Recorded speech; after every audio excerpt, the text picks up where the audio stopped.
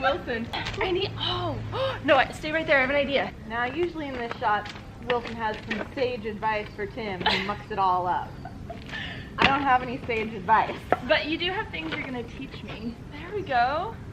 This is really rickety and I'm scared. A black widow. We're going to Crystal Cove tide pools? Yes. What does one wear to tide pools? Whatever one wants, but usually something that you're okay with getting a little wet because you're probably going to be splashing about just a little bit. And you're wearing sandals? Yep. Okay. Old sandals. Yeah, I just have... And I've got a bathing suit on underneath. Okay, me too. I have a little sunscreen on. Okay, we're the cutest. I can't handle this. I love having a neighbor. This is fun. It's the best. Okay, let's go to the tide pools. Okay. Okay. You might remember Sarah from a previous video of mine. She's a science teacher and you studied marine biology. Yes. So that's why we're going to the tide pools, because there's not really a real reason. Do you discover new things every time you go to the tide pool? Yeah, there are some things that I've never seen before, and then I take a picture and I go home and try and figure out what was that, or I ask others that I know have the answer. And on the drive down, I already learned that kelp is not a plant. Yep. Because it's an algae, and algae is not a plant. It's in its own kingdom altogether. Yes. Sugar be sweet, and the world doesn't sleep when you're falling apart. Alright, Sarah, so we made it to the tide pools. I'm not gonna lie, that was a long walk. Not like I'm opposed to long walks. And once in a while, Prince Charming don't smile. In fact, he won't show up at all. The tide is high, and we can't see anything. And we're gonna wait for the tide to go down.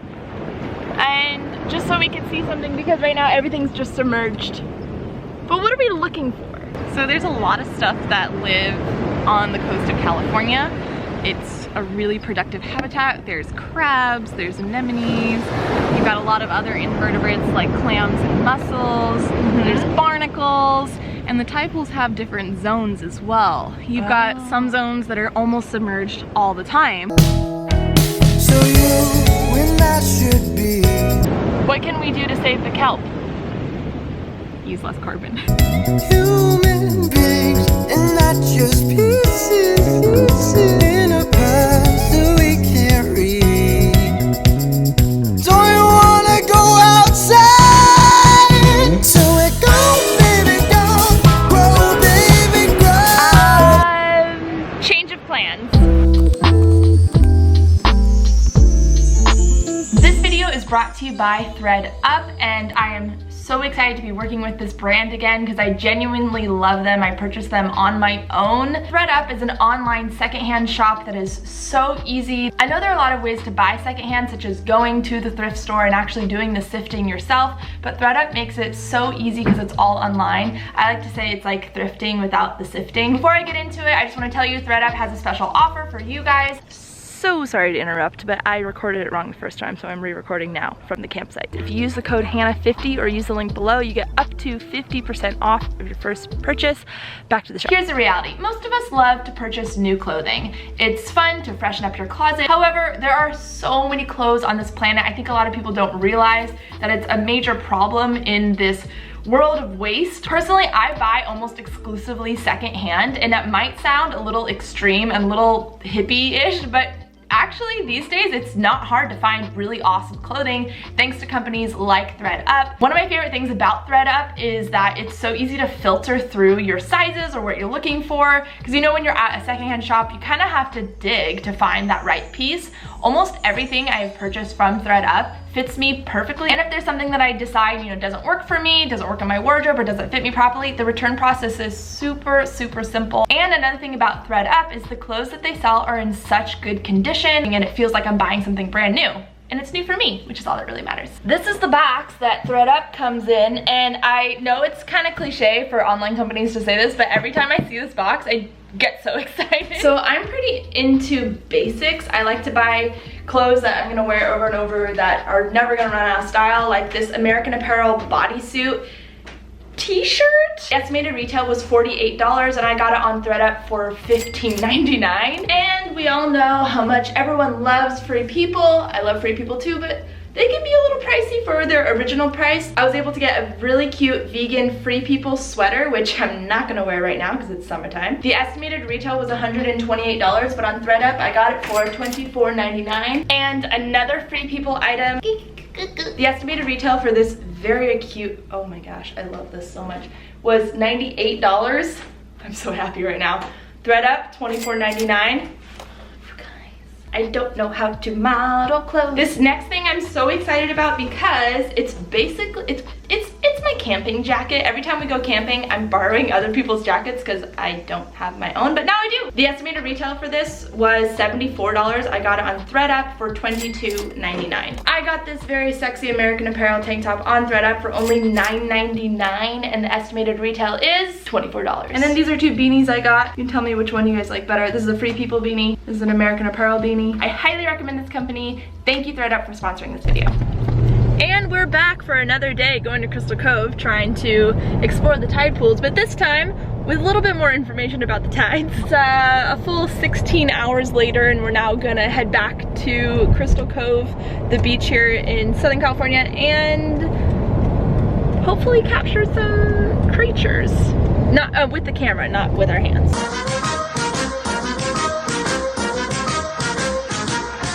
The first creature of the day. What is this? Is it native to California? It looks like Iron Man. I think Tony Stark did live in California, but he might have lived in New York. The Marvel people are gonna get mad at me. See that thing? Yeah. That's the anemone. Oh. Can I touch it? You can touch it just gently with one finger. I'm scared. What's it gonna do? Nothing.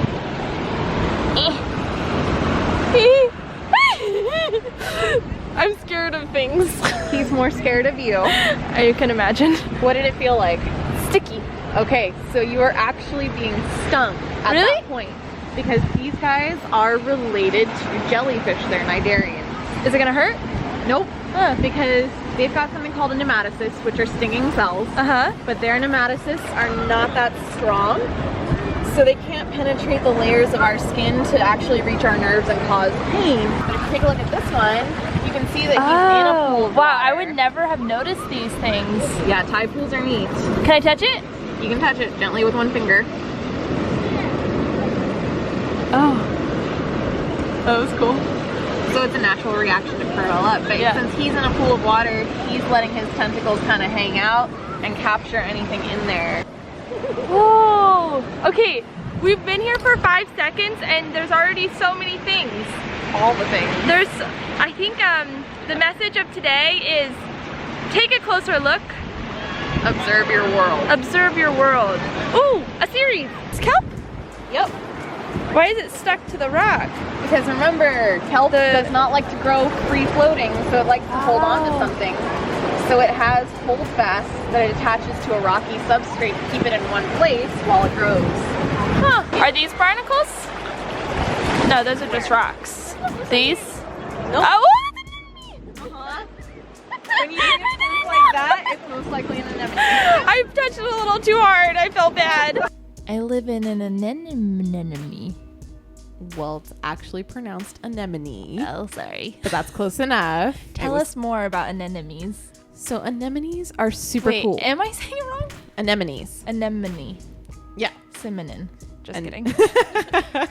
Anemones are super cool and they're kind of underrated because people just think that they're blobs sitting on the rock. But invertebrates are this whole other world, and they've got a lot of different defense mechanisms and reproductive strategies that a lot of vertebrates like us don't have. So anemones can actually reproduce both sexually and asexually. So sexually, they're making gametes, sperm and egg, and they are combining to make a completely genetically different creature. Asexually, anemones can also kind of bud off and make a genetically identical creature. Why are they all together like that, you think? So most likely those are all clones. Whoa. They're so small. Whoa, those are big ones. Wow. You see the crab legs sticking out of it? What? That is so crazy. Wait. If you wait a sec, the water will calm. Yeah. Oh my gosh. That's so crazy. They eat crabs. Let's talk about barnacles. So barnacles are cool too. They are filter feeders. They just look like a part of the rock, and they're really, really hard creatures. They have a tough exoskeleton, but they also have something really cool, in my opinion. They have the largest penis to body ratio. Whoa, go barnacle. Yeah, because they're stuck on a rock. They can't move. And so they've got to reproduce somehow, and they reproduce sexually. So the male will extrude, it's not technically a penis, but he will extrude his reproductive organ and inseminate the barnacles nearest to him that are female. Okay, so question about shells. Are shells living? No, shells are dead. They're calcium carbonate structures Oh, okay. that get secreted by a living organism. Oh, okay, so this was once containing a living organism. Yeah, most likely it looks like a marine snail, just from the curves. That's actually a really cool shell. Sarah, what's happening in the sand here in the waves? Erosion is going on all the time, and people don't pay attention to that when they go to the tide pools because they look at the living or biotic creatures there. But the abiotic factors also play a huge role because they release all sorts of ions and atoms that living creatures need to survive on a regular basis. And erosion's also reshaping the coast 24/7. And sometimes it's really minimal and we don't see that effect very much. But other times it's huge, like when a chunk of the cliff falls off. And then we do notice, but it's always ongoing with wave action, and that wave action can get a little stronger during stormy seasons or the winter seasons. And people don't stop and just look at the sand and the rocks rolling around, but that's erosion happening right at your feet. This is feather boa kelp. Do you see this stuff that looks scaly? Yeah, what is that? That's a bryozoan. They're encrusting. So they look like, it almost looks like the kelp has eczema. Right. But it's a different creature living on there. An animal? Yep, this is an animal. Do you see these? While it's encrusted with bryozoans right now, this is a gas-filled chamber. And it helps pull the kelp up towards the surface because kelp doesn't have, so that way they can spread out and maximize their photosynthesis. Whoa, that's cool. I want off this rock, but I'm scared. Ah! Oh, I stepped in a hole. In conclusion, tide pools have a lot to offer. And there's so much to see on closer inspection, you know? Observe your world. Observe your world. And also, something I feel like I'm just always learning, and I always come back to this, is gratitude and how like grateful I am just to be able to like see that stuff, you know? To end the video, I want you to strike your best pose in case your students in your science class do come across this. 1, 2, 3. Oh, okay.